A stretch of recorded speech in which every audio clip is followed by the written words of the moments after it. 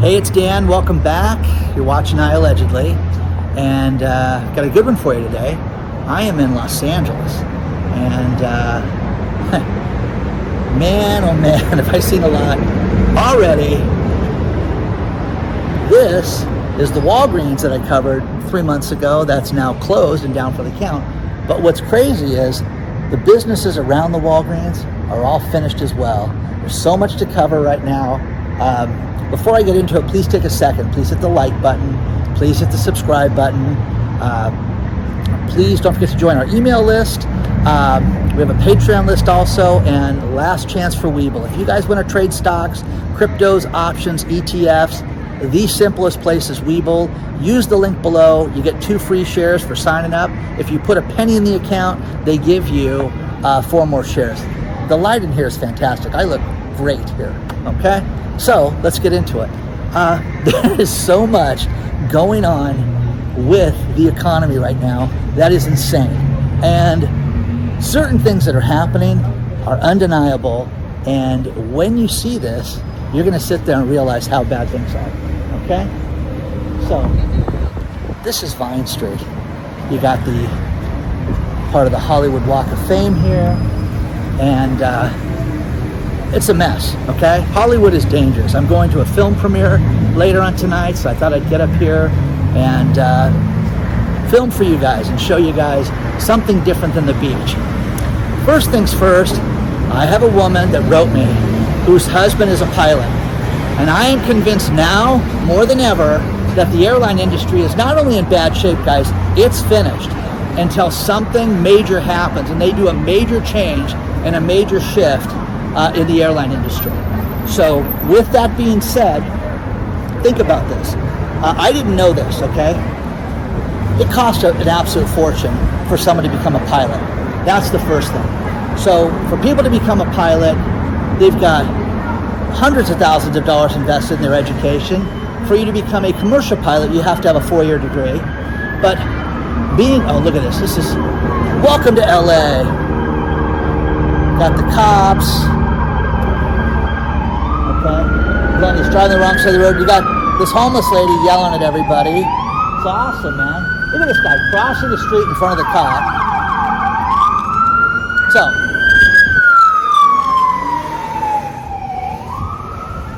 welcome to Los Angeles. To become a pilot, okay, you have so many hours that you have to fly. This woman was telling me I can't use her name, or anything, because she says it's, my husband still works for the airline. It is crazy when you think about all of the time that people spend to become an airline pilot. A lot of these people fly because it's a passion, which is cool. My sister's husband is an attorney and he's a pilot. This guy was a naval aviator, like Top Gun type stuff. He didn't get that high, but he did, was a naval aviator. And that guy flies because it's a passion of his. It's like someone painting or singing or marketing or whatever you're into, finance, whatever you're into, it's a passion for some of these people. But giving you guys just a dose of hell today so you can see this. Now, here's the Bank of America, okay? And people have set up next to the Bank of America their houses. So we're going to walk by these houses that these people have set up. I guess that's what you call it. So with the pilots, think about this. For someone to be a commercial pilot, you cannot fly in the United States past the age of 65, which when I was young, I used to think, wow, that's really old. Well, it's not. Now that I'm in my 50s, I don't look back and sit there and say, that's old at all, okay? By the way, this is somebody's home right here that we're walking by, okay? So,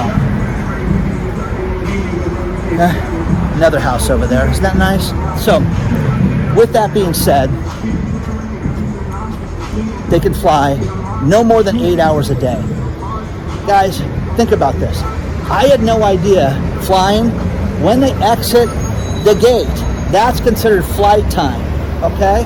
Now, my brother-in-law is a perfect example of a pilot.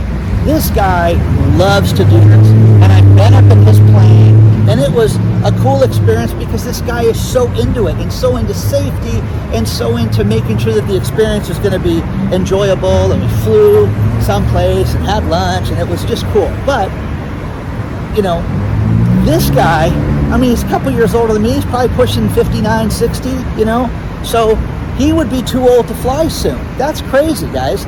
So you're not going to see airlines be able to man flights and man, woman, whatever, as far as an airline to become pilots.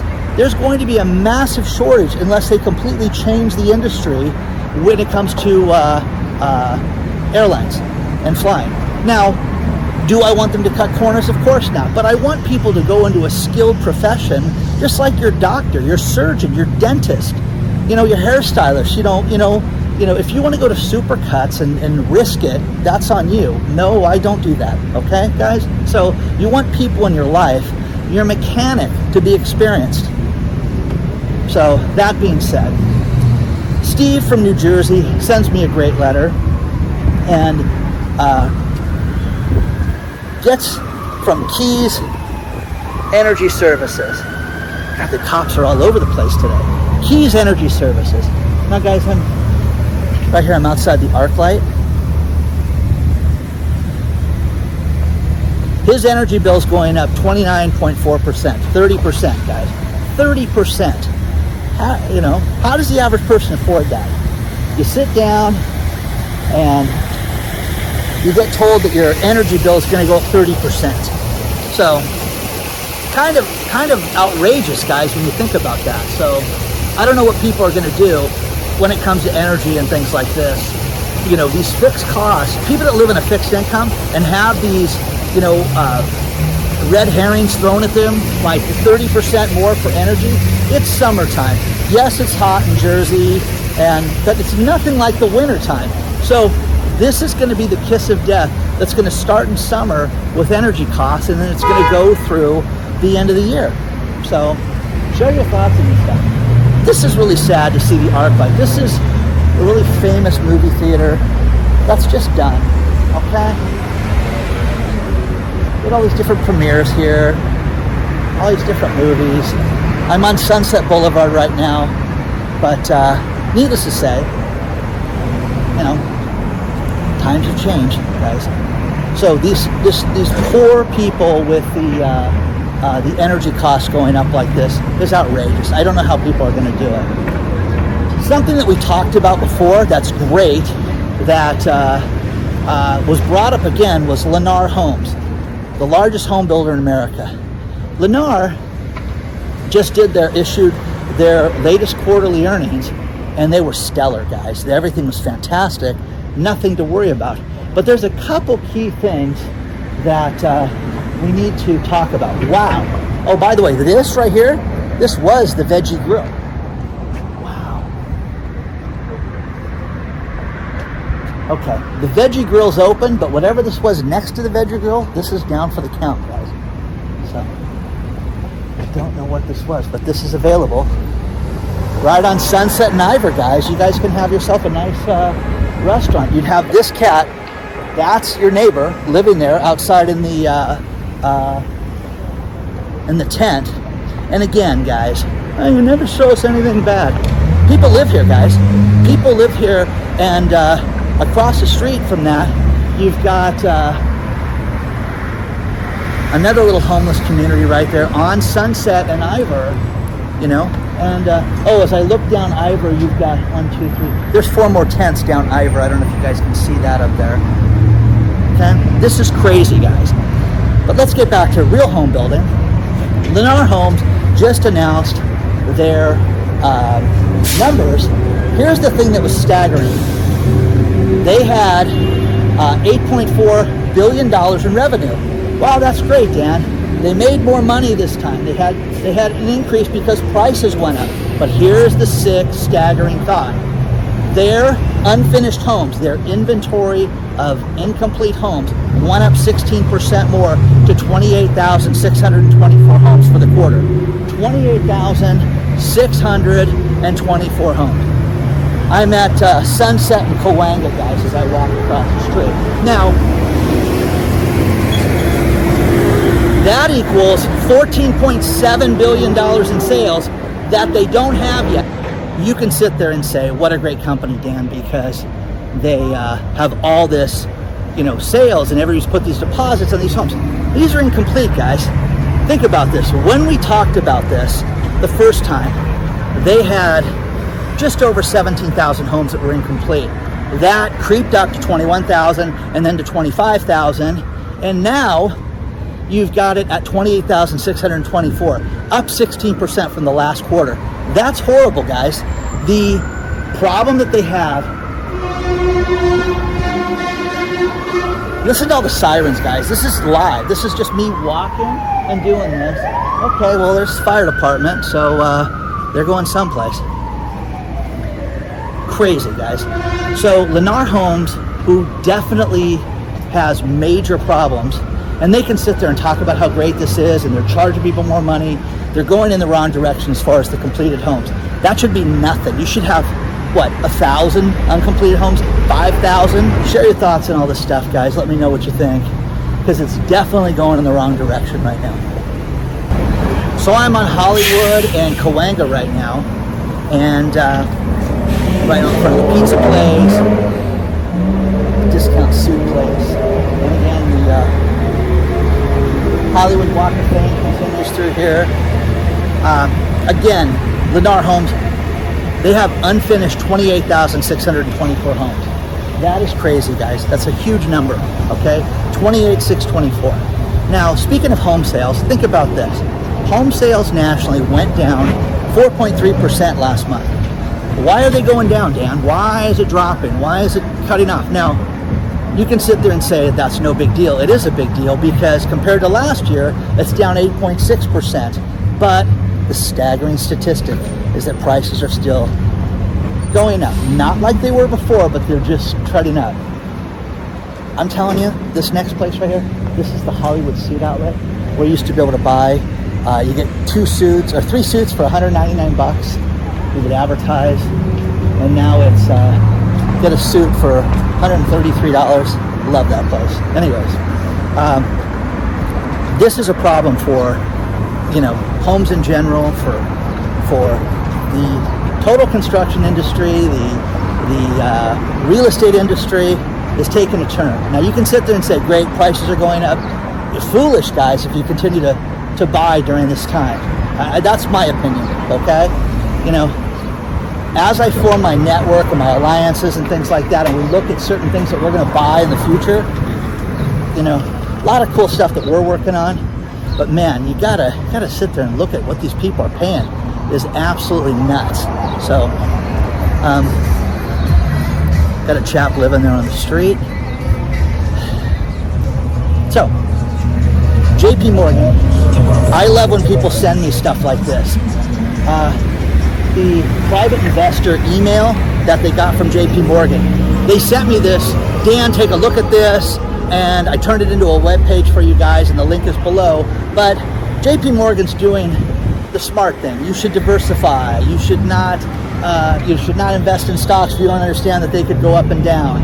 And people don't get that, okay? They just, they sit there and think that everything should go in one direction, which is up right now, and it's not. But again, JP Morgan's talking about diversification and having different investments. Now, crypto, let's talk about that. Whether you guys know who Jake Paul is or not, Jake Paul is the YouTuber that turned into a fighter. Jake has made a fortune in cryptocurrencies. Well, at least I should say he did make a fortune. And it is anticipated that Jake lost $40 million in cryptos. $40 million. When do you guys put a stop loss in? When do you say, honey, we're down 10%? I know he's not married, and he's a kid, but when do you sit there and say, we're down 5 million, 6 million, 8 million, 10 million, it'll come back? When do you draw the line and say, we're down $20 million? We should sell it right now. This guy lost $40 million, okay? By the way, look at all these places on Hollywood Boulevard that are out of business. Completely done. Okay? Crazy, guys. Just down for the count. This used to be a huge area for tourists, and now it's not, guys. It's just a mess. So, diversification, guys. Don't forget that. Now, speaking of diversity in your investments, let's talk about the state of Alabama and their pension fund. They have a little bit of a problem. And this story is from the AP. Think about this. They have 139,000 active members in their pension fund. They have $15 billion in assets for Alabama. And their fiscal year, which started October 1st, they're down with their investments minus 5% right now. Still had the run up in stocks, and their investments have been questionable for a while, but they are down 5% right now. So with that, guys, where do what happens if a pension fund for an entire state goes out of business? Now, you guys can sit there and tell me how insane I am and how that's not realistic. It's totally realistic, guys. And get ready. So, do you guys know anybody that's in the Alabama State Pension Fund? Share your thoughts, guys, because I think that's horrible. You're going to see other pension funds go out of business, and regardless of, the stocks are going to shoot back up, Dan, everything's good. Did you see yesterday's numbers? Okay? Again, guys, there is chaos in the marketplace. Okay? So,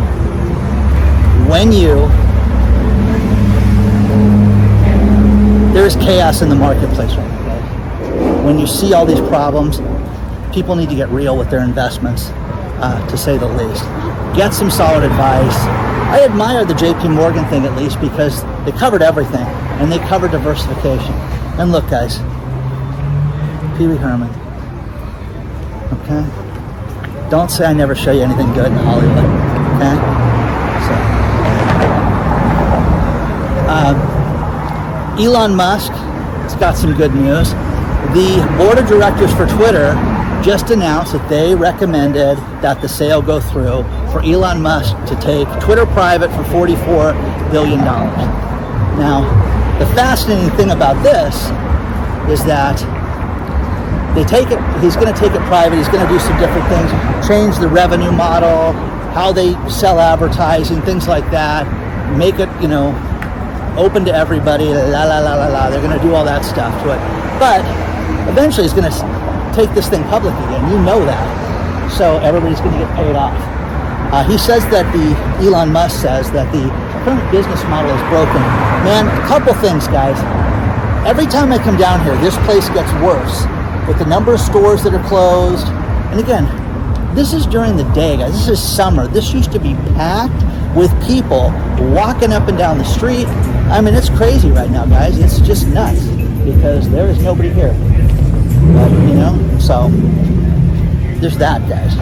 I love when unlikely people step forward and get upset. Brian Cornell is the CEO of Target Stores, and he is livid over the fact of this potential, he calls it a mini stimulus for the gas rebate. He said this will spur, demand for a quick period of time, but it will do nothing to fix the supply problems, which he's absolutely right. But again, if people got themselves a little mini stimulus, like he said, for $300 or $500, they're just going to go squander it. People are not going to necessarily put it into gas. They're going to put it into a TV or that new sound system or something else, or a great jacket down here. Okay. So, Jim Cramer, the clown in chief. Man, this guy is all over my inbox lately. All these stock recommendations, all these different things that he's doing to recommend stuff for the company, different companies. He's talking about how we need to fix inflation. We need to get unemployment a little higher so that inflation will go down. Okay, rocket scientist, okay? I can't stand Jim Cramer. Bye. You guys can get yourself a license plate.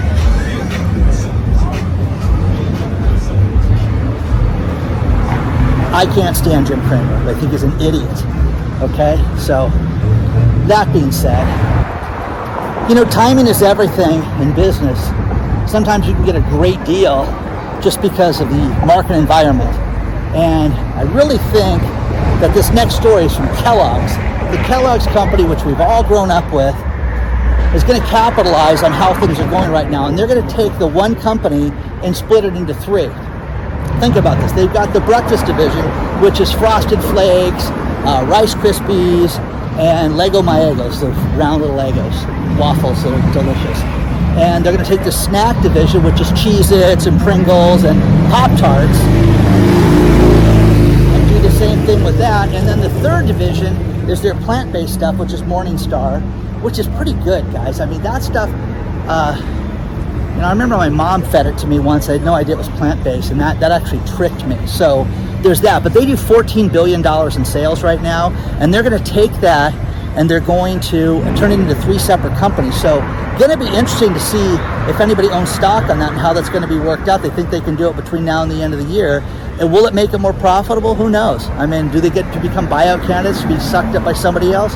Again, who knows? But again, the market environment right now, when there is still money right now, because I think that we're going to see an absolute collapse in banking and an absolute collapse in financing eventually. When that happens, you won't be able to borrow money on your credit cards, you won't be able to borrow money for your business, nothing. And I've seen, you know, I've ran a business that had to have a line of credit, and it was an active part of the business. If we didn't have it, the company would not have been open at the time. So you're going to see major changes with stuff like this in the coming months. So it's going to be interesting to see how this plays out and what's going to happen with all this stuff. So share your thoughts on this stuff. I'm always fascinated by this stuff. So let me know what you guys think about this. Hey guys, as I'm walking around, Eric, the dream giver, just pulled up and he wants to know where Elon Musk stars at. So I pull up in a cyberpark. Yeah. And there's an official Tesla cyberpod. Oh, it's a cyberpod. Oh, there you go. Yeah, this is the Elon Musk cyberpod. There you Tesla made when they came up with the Cybertruck. And yeah, I just want to, you know, so I'm driving around doing a live stream on my YouTube channel. You are? Hey, bro, wasn't that for kids? Was it like? Yeah, mine's a 150-pound weight limit, and I'm about 185 pounds. Yeah, there you go. Yeah, bro. Give or take. Yeah, so, you know, it works out. All right, well, good luck, Eric, okay? All right, brother. I'm going to finish this video with these last few stories.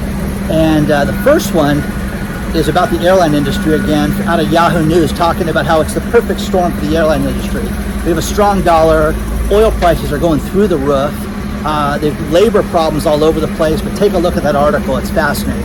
Now, one person we've talked about in the past quite a bit is Michael Saylor, who's basically the Bitcoin king, and he's talking about 10 things that Bitcoin needs to do to make it a great investment and how much more Bitcoin he's going to add over the next 10 years. So again, doubling down, man. I give this guy credit because this guy really loves Bitcoin, okay? And he's serious about that. So there's that. The final story is there's a man out of Missouri, him and his wife own a Jimmy John's sandwich shop, and he was the victim of absolute theft on a grand scale. David Salata, okay, Mr. Salata owns a Jimmy John's, and this guy had an employee that worked there, husband and wife, and what they would do is not give people receipts. And you can say, oh, that's no big deal. No, what they did was, think about this. Somebody would take the order at the takeout window. They would then go make the sandwich, and before it was punched in the computer as completed, they would say the order was canceled. So they would cancel the order. So there was no record of it. They were both in on it, the husband and wife. They would then give the person the correct change. Oh, you're paying with cash? Okay, let me get you your change. So they did this to the tune of $100 grand at a sandwich shop. Now, Mr. Saldana went out and said, hey, I want to give you and your wife a night off. So he made it so that they had 2 nights in a row off. And the first thing he noticed was that the cash amount that people paid was up substantially over when they were told there was nothing there. So they caught these people, and this guy is basically almost out of business and had to close the place to do accounting and figure out what they're going to do. These people should be criminally charged. You guys ever work for anybody that stole from you like that? Anybody that faked receipts or did anything like that? Because that is crazy. This is ingenious, though. Think about this. I'll say it again. You give the order at the takeout window. How are you going to pay for this? Cash. Okay. $20 bill, okay, here's your change. So they would have the change already prepared and give the people the change for what they were paying with. This way, there's no record. And before, again, they'd make the sandwich. Before it would be completed through the computer, they would cancel the order and say it was not even started. Crazy. Please don't forget to hit the like button. Please don't forget to hit the subscribe button. Share this with everybody. Onward and upward, guys. I will see you guys very soon. But isn't LA lovely? It's beautiful. It's just like the ocean, guys. Wanted to show you guys something a little different. Okay? It's just beautiful out here today. Okay?